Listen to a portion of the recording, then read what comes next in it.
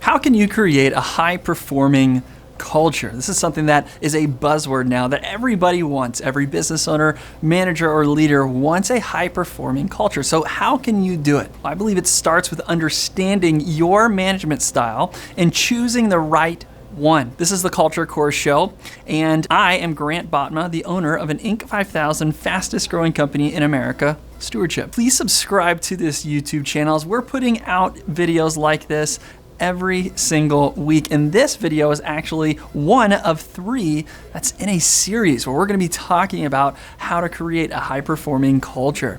So choosing your management style is just one way of making sure that the performance that you're getting out of your team is the desired performance. And in most cases, you can take different management styles and look at them in 5 different categories. So as a whole, these 5 categories are a manager, a pleaser, someone who is a rule follower or rules over people, supportive, and the last one is elevate. Manage, please, rule, support, and elevate. And these 5 were picked actually by an HR company who put an article out talking about each one of these styles.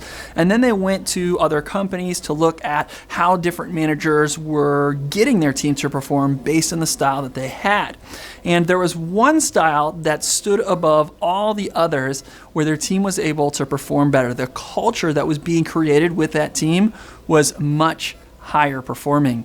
And that was the style of elevate. Having a management style that is elevating, that is basically taking people, understanding they're in one place, and doing anything and everything that you can to lift them up, obviously, that's gonna help them perform better if you're focused on that performance. So what type of company culture is gonna create higher performance? A management style that focuses on getting people to perform better, that have the higher sense of elevation in the way that they're communicating with people. But what does that look like? How do you do that on a day-to-day basis, a week-to-week basis? Well, this week in your call to action, I want you to focus on this question. Where do I need to elevate my team to? Where do I need to elevate my team to?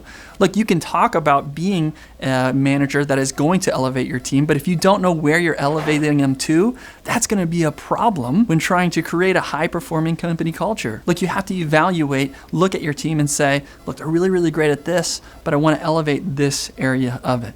Look, for me personally, our company is growing in a way that I need to do a better job at creating and elevating leaders, developing leaders. So I have to identify which people would thrive in leadership roles and make sure that I'm giving them all the tools, resources, and everything possible to ensure they're elevated into not just a leadership position, but they're good at being a leader.